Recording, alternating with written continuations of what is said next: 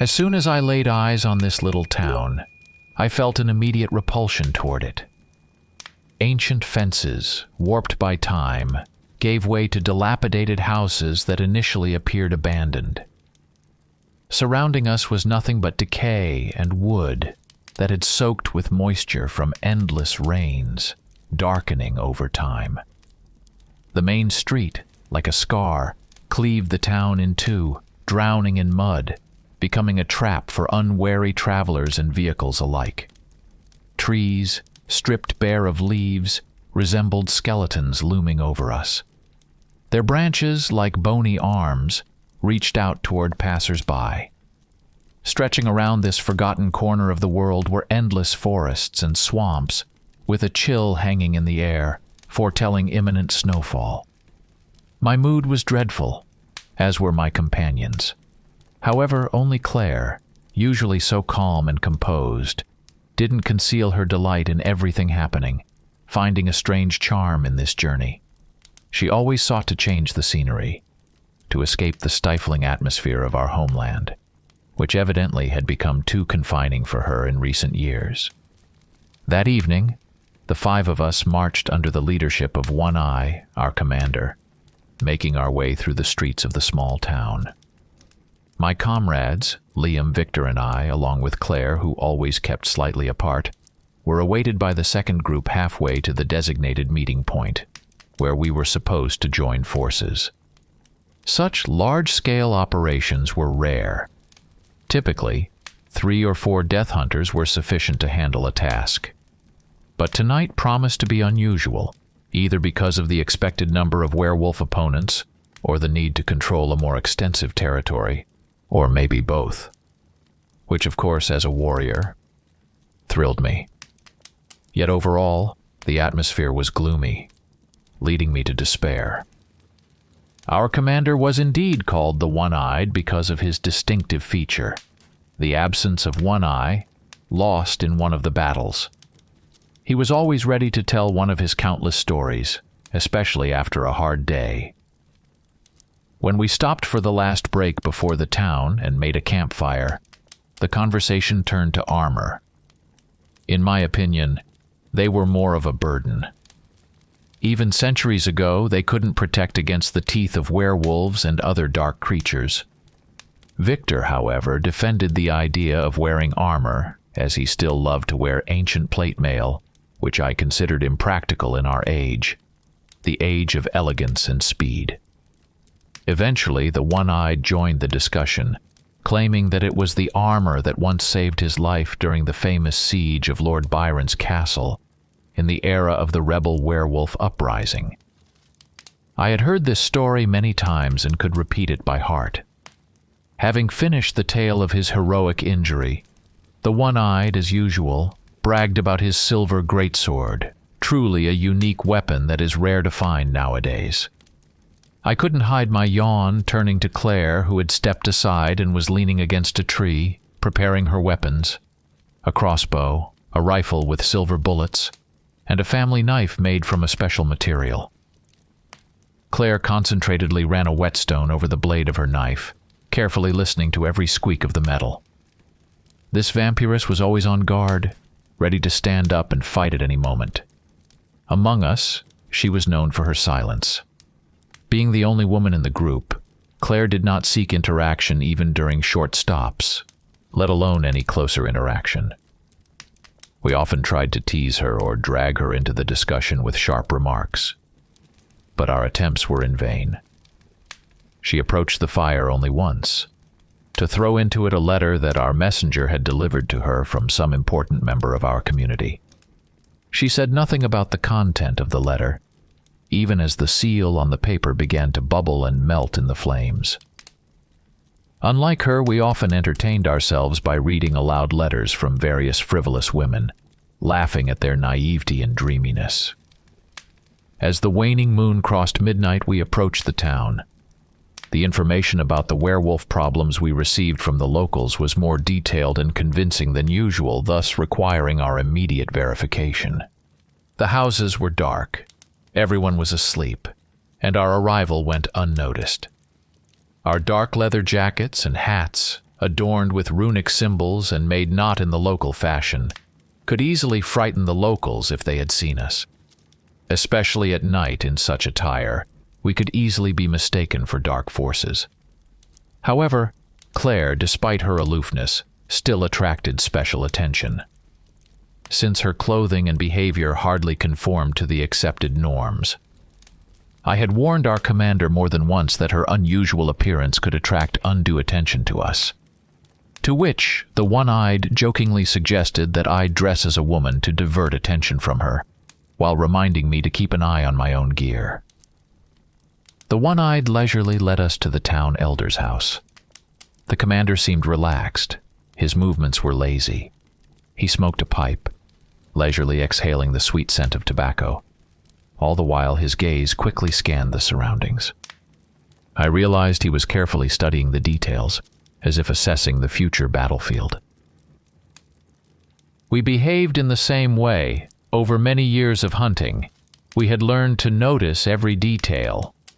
It's unknown what could happen, and when it could happen. Knowing and understanding the situation is important for death hunters. Since werewolves have keen senses, they are fast and vicious. We must be smarter and more cunning than them. In such a tense relaxation, we continued farther along the dark streets. I noticed the church bell over the city, towering above everything, dominating the landscape. I observed that all vegetation had been cleared between the residential houses and the forest, creating a safety zone. To our left stretched the marsh, dangerously encroaching upon the dwellings.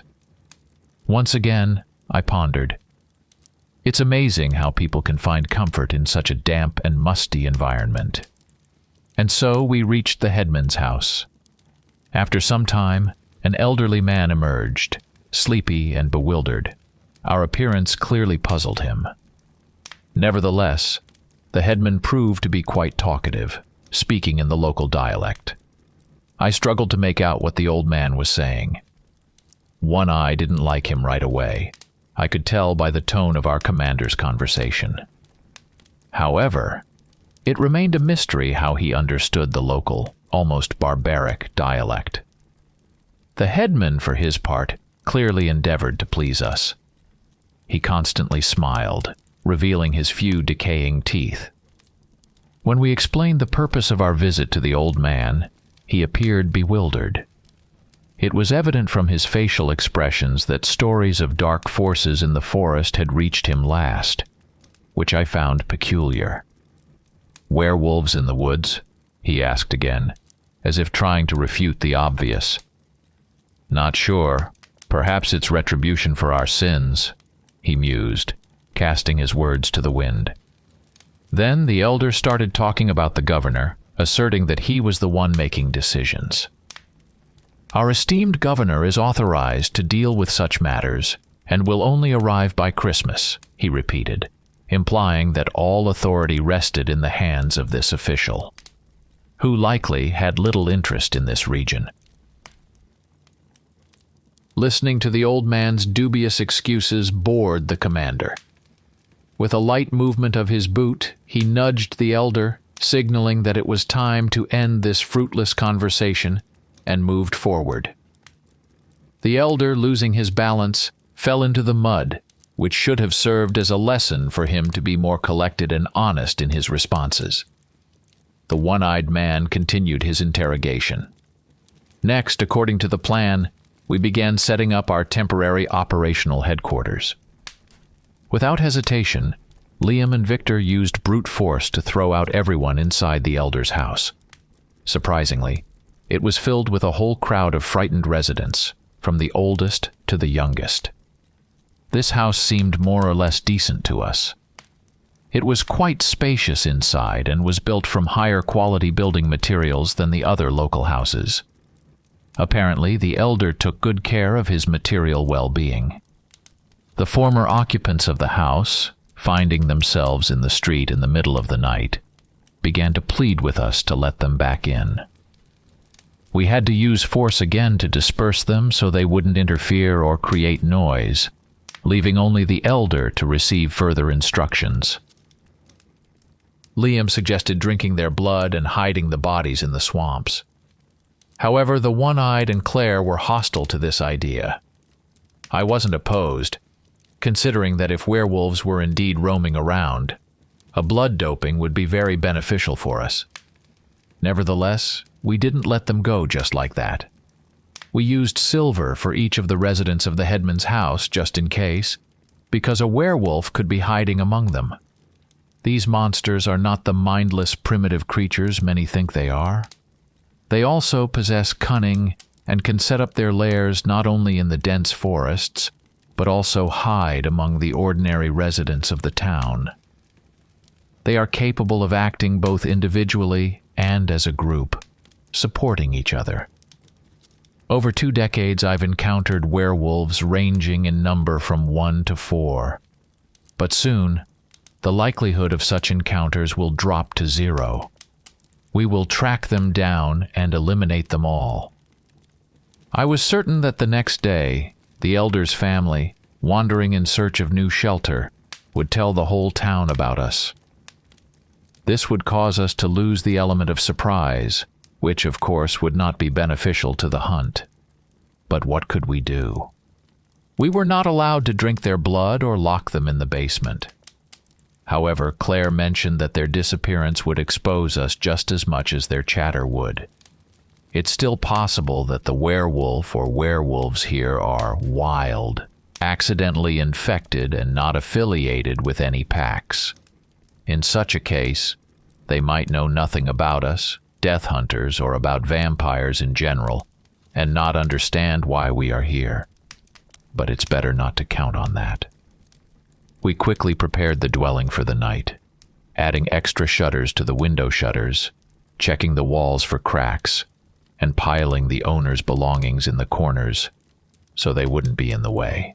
By morning, we were quite tired. As the first rays of the sun began to pierce the cloud-covered sky, the air around us became noticeably colder, and small snowflakes lazily twirled in the air, creating the illusion of a dance of winter solitude. The frost is good because werewolves living in the forest for years still crave human warmth. If they had attacked someone from the town today, we could have found them by fresh tracks. And the snow works in our favor, making the tracks more noticeable. By the way, we almost forgot about the elder, whom we left outside in the courtyard. With his hair frozen, he had almost turned into a statue by the time we sent him away. For now, he was of no use to us. Our plan for the upcoming night was simple. With the onset of darkness, we would split up. Kurt, Victor, and Kyle from our squad, as the more experienced trackers, would go in search of werewolf tracks. They would thoroughly search the surroundings, hoping to find the monster's lair. My instinct told me that a group of these creatures was hiding here, and finding even some trace that could lead us to them would be a challenging task. In turn, the One-Eyed, Liam, and I were to head to the church to meet with the local clergyman. We didn't know who he was, a priest or a chaplain, what his faith was, or to which god he prayed. None of that mattered for our purpose.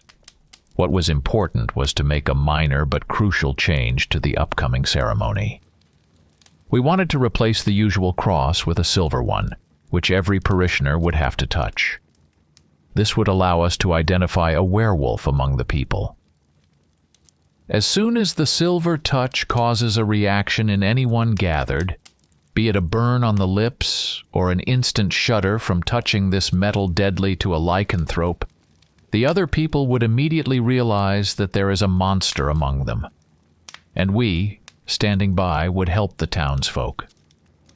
Without hesitation, we would send the werewolf's soul straight to the underworld. Claire, on the other hand, would remain in the elder's house, acting as both a guard and an ambush.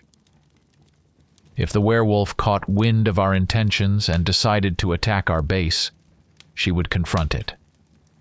Although the vampiress tried to object, preferring a more active role, the One-Eyed quickly reasoned with Claire. pointing out her insufficient experience in field conditions. Moreover, in the church, she would attract too much attention with her quite immodest attire. To be honest, I would call our plan hastily assembled. We had too little information. We hadn't surveyed the land. We didn't know the people around us. We essentially knew nothing. Everything could go differently. Either luck would smile upon us with our silver cross, or to the trackers, or to Claire, or perhaps we would all end up with nothing. In such a case, at least, it would become clear that the beast or beasts were not hiding among the townspeople, and the next night we would move our search to the forest, where we would all continue the hunt for the werewolves until we tracked them down. But even so, my blood was boiling. As a warrior of light in the name of darkness, I anticipated a grand hunt. Ultimately, the hunt leads us on. Those who instinctively feel its spirit will find their way in life, delivering death, yet remaining unharmed by claws and fangs. I remembered our motto, "Night will fall and blood will spill." Waiting for the night to fall for the hunt turned out to be unexpectedly monotonous and unbearably boring. Each of us found something to do to pass the time under the slowly moving sun. I took to a thorough inspection of my rifle and 4 antique, yet highly effective against werewolves, pistols, carefully cleaning them using powder from crushed brick, even though the weapons were already in perfect condition. I paid special attention to the flints, checking their ability to spark, and just in case, replaced them all. I also checked the gunpowder for moisture or clumping and ensured the bayonet connected precisely to the barrel. Additionally, I checked the ease and correctness of the mechanism for the blade hidden in the sleeve of my cloak. Setting up headquarters in the elder's house turned out not to be the best choice, as it was stuffy and hot. The thick walls did not let in the damp cold from outside, and we did not open the windows for safety reasons. We had to, having shed excess clothing, aimlessly move from one corner to another in attempts to find some coolness. Claire, for example, always wore a chainmail under her cloak, made from the thinnest silver rings. Such protection was unique among us, and we did not hide our admiration and envy of her magnificent protection, which seemed worthy of the highest vampires. This chainmail, being the only luxurious item among her belongings, was clearly given by someone very influential for special merits. However, definitely not for romantic exploits, because if Claire had engaged in love adventures, we would have known about it. Recently, one of the Lord's advisors, Vizier Desmond, has become more insistent in his attention towards our vampiress Claire. Watching his courtship is truly entertaining, how he tries to impress, to please, and amuse. Claire, unlike him, is born for death, while his essence raises many questions among our community. However, for Claire herself, the situation does not seem amusing, considering the Vizier's power and his ability to keep her close to himself, making it undoubtedly more pleasant for her to be here with us. But it's best to avoid mentioning this in conversations with Claire. She reacts extremely negatively and can become silent for hours. We are all united by an aversion to these so-called palace intrigues and those who get involved in them. I once ironically twisted Desmond's name, hinting at his cowardice, and it provoked a rare burst of laughter from Claire. Her laughter is so loud and infectious. It's a pity that it's heard so rarely. We talked casually about mortals and their cities, where they, like ants, scurry about in their concerns.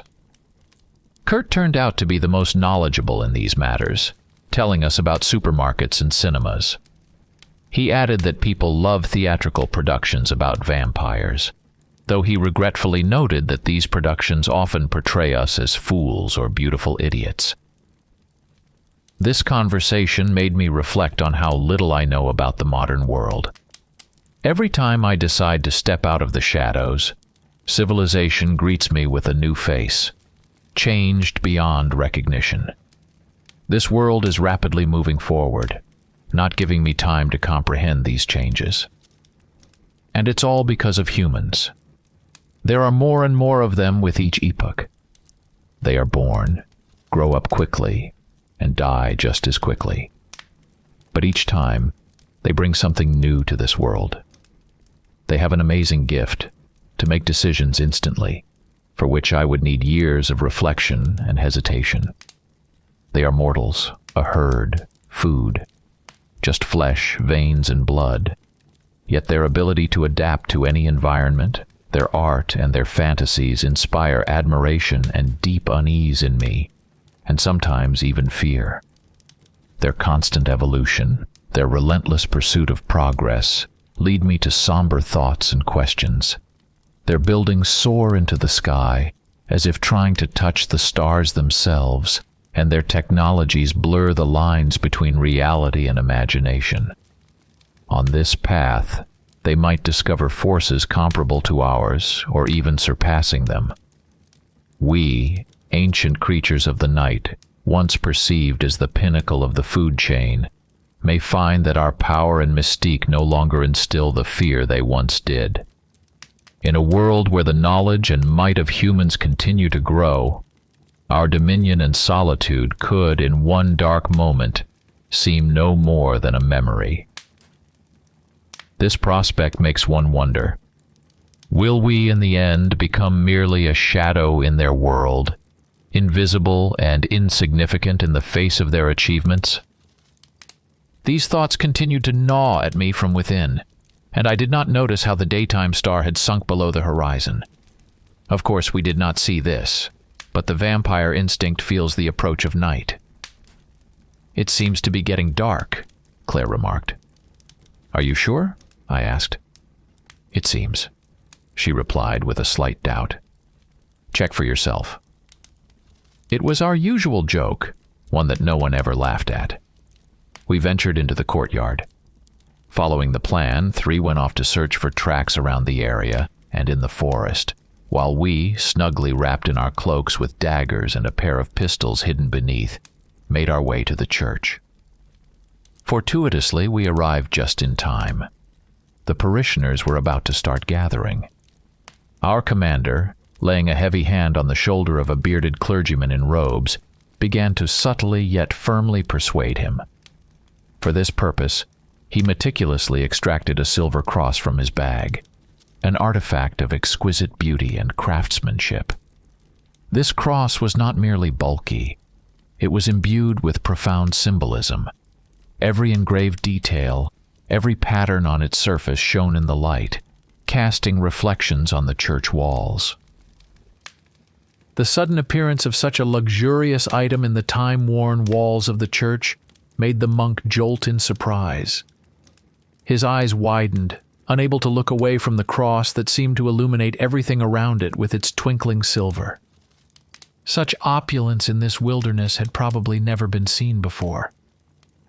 "Do you feel how the sanctity of this house scorches your unholy heart?" Liam asked, nudging me lightly with his shoulder. "I'm about to burst into crimson flames. May Lucifer save me if they sprinkle me with holy water," I whispered back through gritted teeth. The one-eyed turned to us, made a stern face, and silently scolded, signaling that it was not the time for jesting, and we humbly fell silent. After a while, parishioners began to enter the church.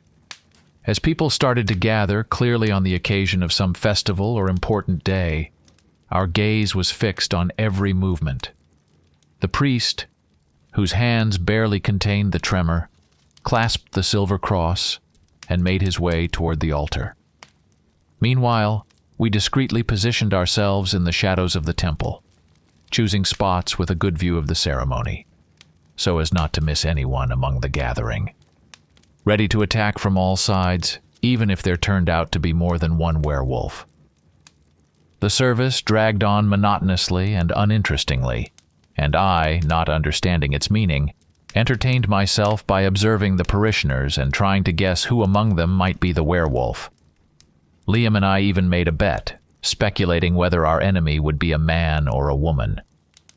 Personally, I hoped for a man, as the fight with him seemed more honorable. The opportunity to pierce him with a blade and see his final gaze would be preferable to me. A female werewolf disgusted me. The idea of her transformation into a beast was repulsive. My bored gaze accidentally fell on the latecomer, a parishioner trying to find her place, when something unusual happened at the altar. A young man in a tattered long shirt lingered before the cross longer than usual. His clothing betrayed him as a poor man or a peasant. In such attire in the cold. Suspicious, I thought. But his hesitation before the cross aroused even greater suspicion.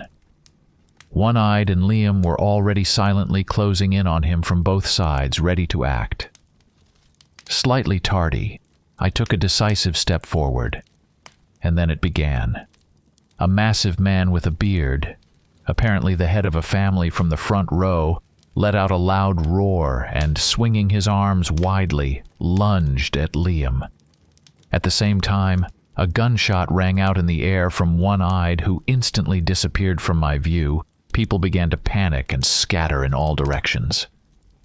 Amidst the general noise and cries of the crowd, I distinguished one voice that turned into a growl, signaling the beginning of the werewolf transformation. Instantly drawing my pistol from under my cloak, I aimed in the direction of that sound, and saw a woman. Damn it. Her voluptuous body began to change rapidly, expanding, and the warm coat she wore began to split at the seams, exposing skin that swiftly darkened, covered in dense black fur. I barely managed to fire before I was thrown back by a wave of panicked people. But I stood firm as a rock amidst the storm, and made a decisive shove in return, knocking down a whole group of people. However, the werewolf, a woman, had already disappeared from my sight. Then almost simultaneously, shots rang out from One-Eyed and Liam. A broad-shouldered man leaped onto the altar, overturning sacred objects, and without hesitation, I fired in his direction. If he was a regular man, he would fall. Smoke from the gunpowder quickly filled the church, reducing visibility to a minimum, and some of the candles went out. In this chaos, it became impossible to discern where anyone was.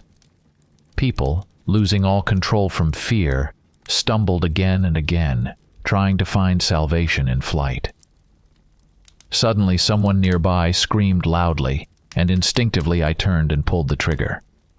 The moment between the flash of flint and the shot seemed like eternity, until I realized my shot was in vain.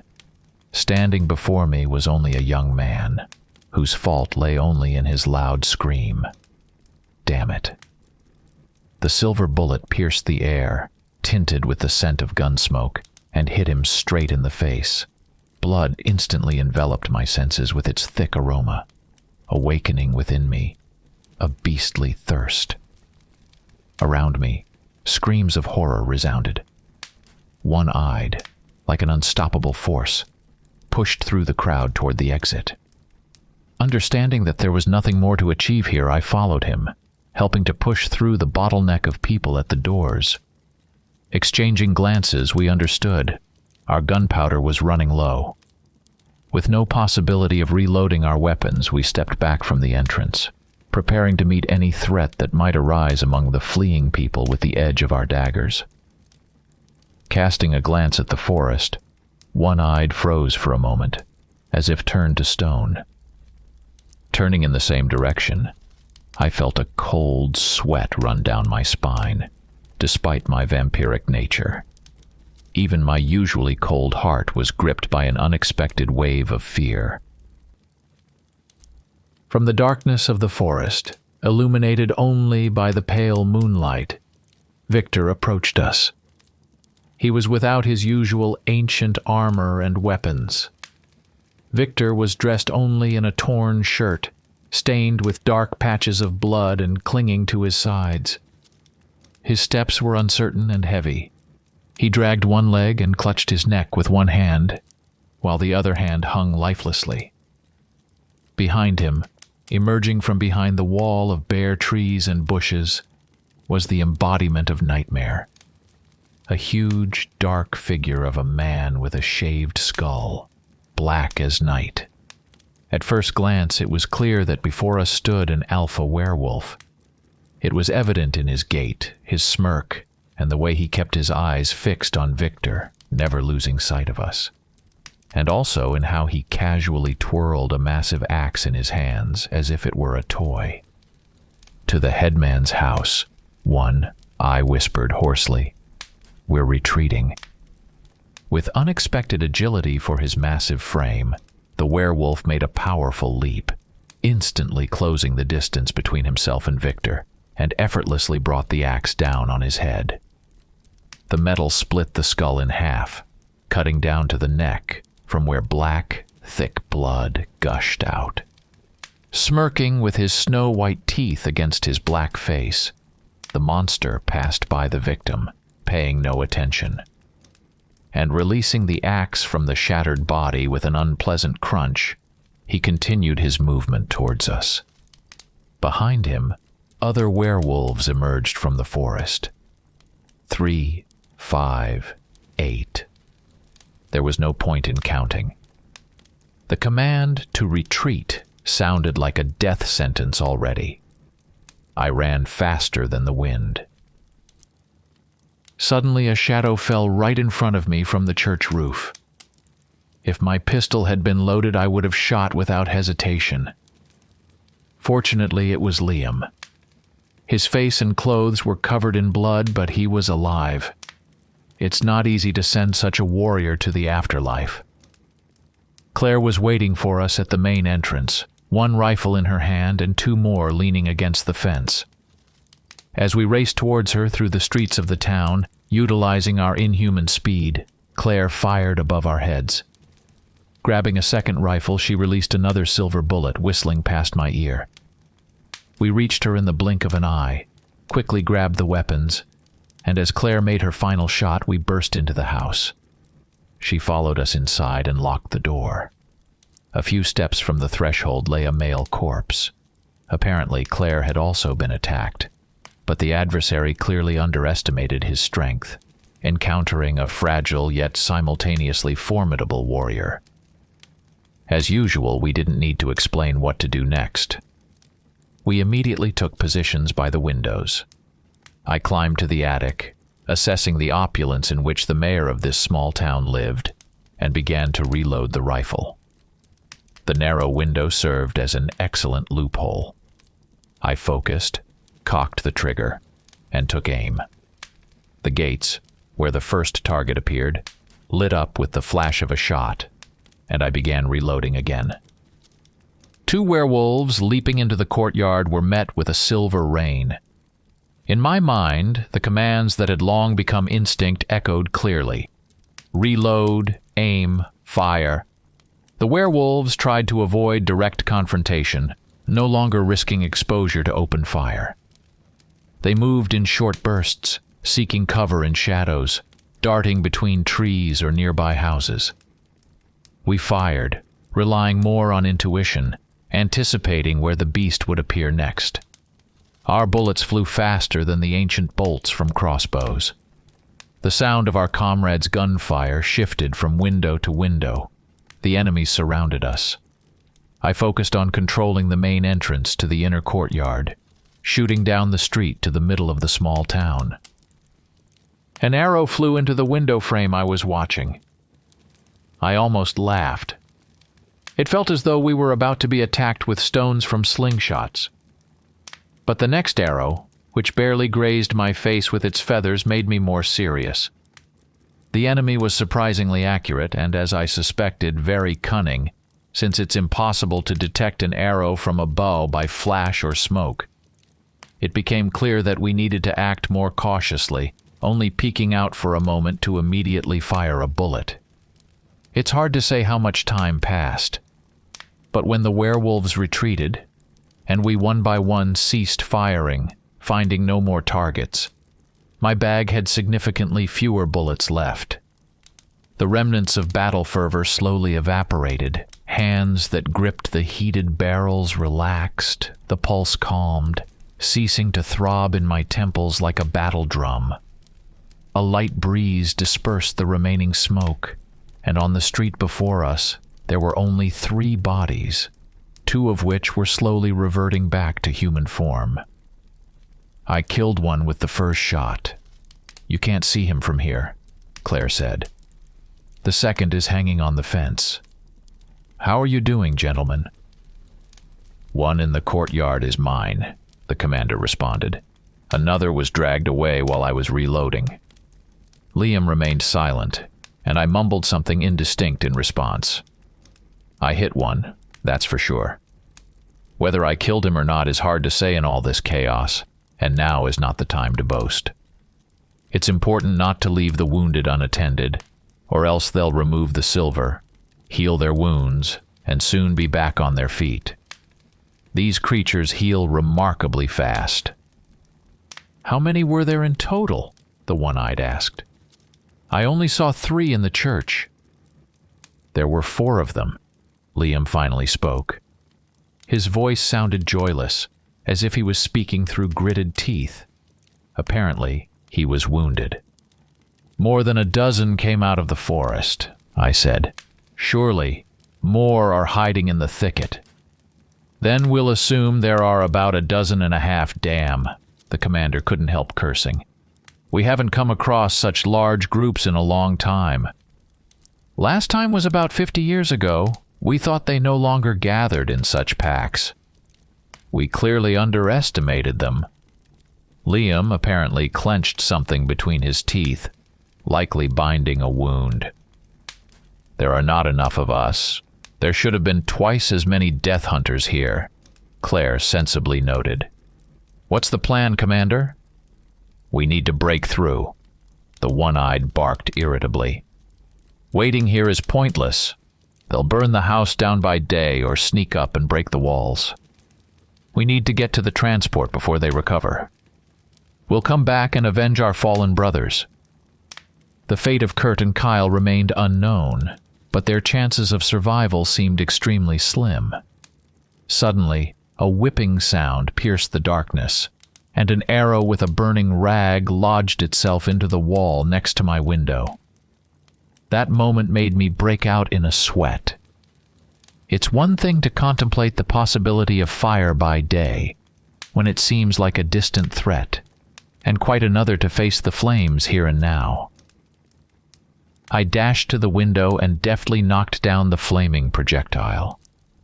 But no sooner had I done this than a sharp pain gripped my shoulder. A werewolf shot had found its target. So these creatures had guns too? It was foolish to think otherwise. What a fool I was. My friends immediately returned fire.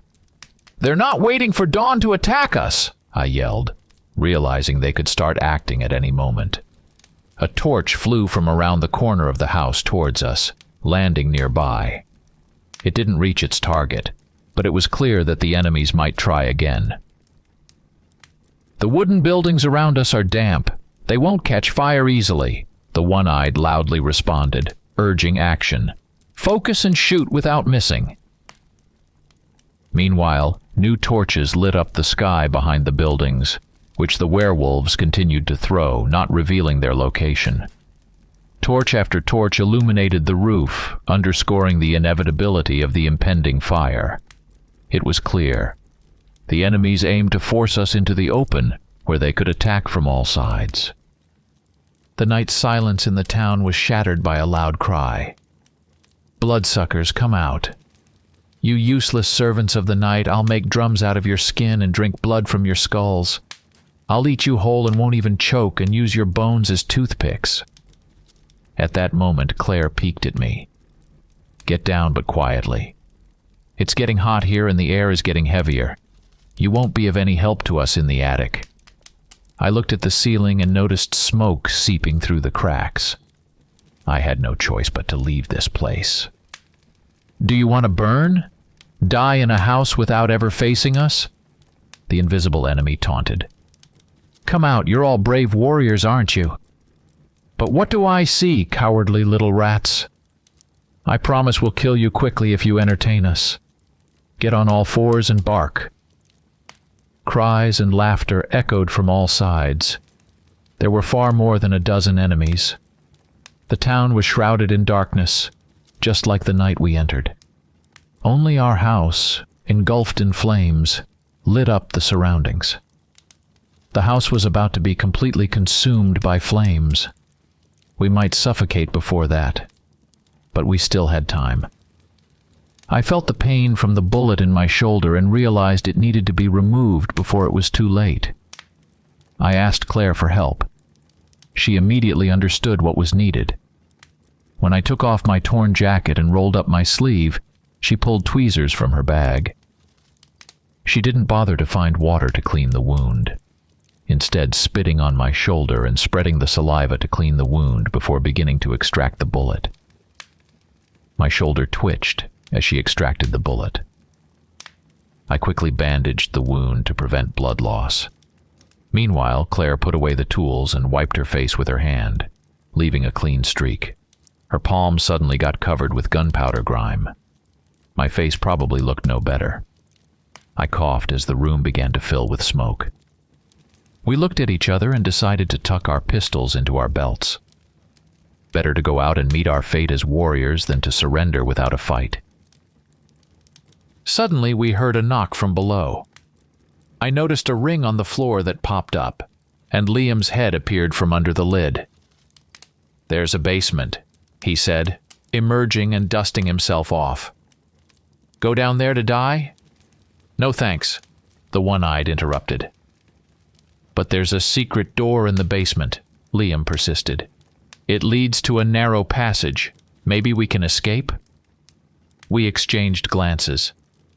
The existence of a secret passage gave us hope for salvation. We could either manage to slip away unnoticed or at least stand our ground in more favorable conditions. "Unless the werewolves know about it and are waiting for us at the exit," the commander skeptically added, dampening our enthusiasm. "But we have no other plan. It's worth a try." Suddenly, the one-eyed yelped as a large hunting knife plunged into his thigh from behind. Liam caught him before he could fall. We immediately turned to the door and window, which we had left unguarded, thinking the enemies would wait for us outside. Again, we made a foolish and obvious mistake. Claire and I, turning instantly, fired towards the doors and windows, where the silhouettes of werewolves flickered in the darkness. Some of them fired back with rifles, while others threw axes and knives our way. Liam dropped the wounded one-eyed into the basement. Now, our injured commander was a burden. The room got even worse from the gunpowder and fire smoke. The enemies attacked us in human form and as werewolves. I overturned a long table to create a barrier against the monsters and grabbed a pistol by the barrel, ready to use it in close combat. Claire dropped her weapon, wrapped her cloak around her arm, and we both drew our silver knives, ready for hand-to-hand combat. The werewolves continued their assault. We fought them off as best we could. A large gray beast with huge fangs attacked Claire. She swiftly ducked under the monster and slashed its belly with her knife. It fell, bloodied, but another immediately attacked her. She dodged its claws, but someone knocked Claire off her feet. Losing her balance, she rolled back. The werewolf continued its onslaught, cornering her. She used the cloak to distract it and escape the trap, then wounded it with a backup blade. Rising behind it, Claire struck again, and the monster began reverting back to human form. But at that moment, she was as vulnerable as ever, with a werewolf behind her ready to deliver a deadly blow. Liam pushed her away in the last second, but couldn't avoid death himself. An axe embedded in his neck. My friend fell next to Claire. I quickly lifted the vampiress, trying to avoid further attacks, and dragged her towards the basement. Suddenly someone grabbed my leg. It was the wounded werewolf Claire had shot. Without wasting time, I shot him in the face with my last silver bullet. and we fell into the basement where the one-eyed was already waiting. He immediately slammed the hatch shut behind us. Something heavy fell on it with a crash from above. Catching my breath, I looked around. My eyes adjusted to the darkness, and I saw Claire lying unconscious on the floor. "Help her up!" One-eyed commanded. I approached Claire, checked her for injuries. All not so bad, just a few scratches and bruises. To bring her back to consciousness, I gently slapped her cheeks. Claire instantly woke up. Our eyes met, and she nodded in gratitude for the rescue. One can only guess. Look how they've settled here. It seems the locals were well aware of their presence and might have even made some sort of agreement with them. Not all, but many. It would have been impossible to hide such a number of werewolves from all the townsfolk. How could this happen? Werewolves are predators. They eat people. Why didn't the residents flee? I couldn't hide my bewilderment. Who knows? Maybe the locals found a way to coexist. Perhaps the werewolves helped them hunt or protected the town from other threats. Finally, here it is. One-eyed found a secret passage, hidden and narrow, barely visible in the darkness.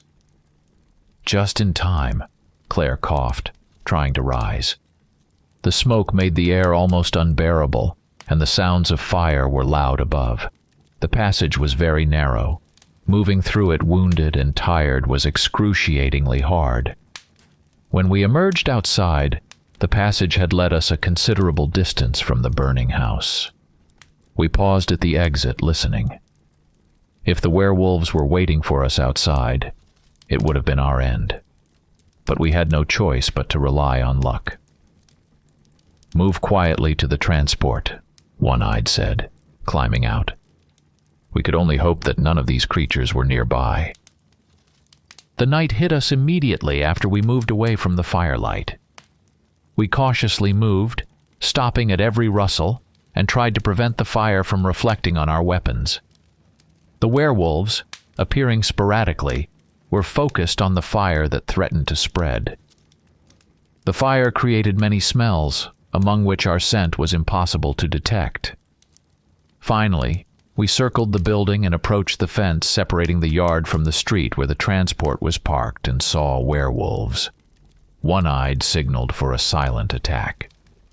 We waited until the werewolves approached. Then, like shadows, we jumped over the fence, attacking them suddenly. 2 were killed instantly. The third, frightened, tried to scream, but Claire threw a knife at him, and he fell silently. The fourth adversary proved unexpectedly agile and knocked me down, beginning to transform into a wolf. His ability to transform without losing combat capability was indeed a rare gift. One-eyed barely had time to look back when a huge red beast attacked him from behind.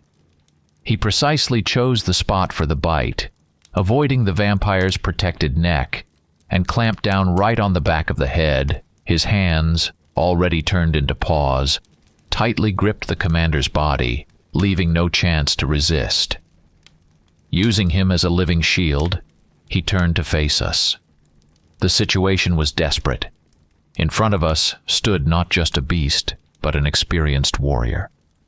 The sight of the one-eyed, defenseless in his embrace, was grim. The one-eyed's scream pierced the air. At that moment, we understood that saving him would doom us to death. Claire and I got into the nearest transport and sped away. In the rearview mirror, I saw the last seconds of the commander fighting the werewolf that tore at the vampire with its claws. The one-eyed had survived much, but his end came in this god-forsaken place. We, the last 2 death hunters, raced forward, leaving the town to the sounds of pursuit. Time was on our side, but only for a moment. The forest road was shrouded in shadows, and we pushed towards freedom, away from this nightmare. Claire, finding a rifle in the transport, prepared to fire. In the chaos, it didn't matter whose weapon it was. What mattered was that it was at hand. She shot without looking back to see if she hit. The pursuit weakened and soon quieted down completely. Our journey continued for hours until we finally found safety. Claire looked back, as if saying goodbye to the forest that almost became our grave. "It's your turn to command," she said, looking towards the city. "Let's move on," I replied, feeling exhaustion take over. My only desire was to lie down and never get up again. But we had a long return to the shelter ahead to report what had happened. "We'll return here with reinforcements."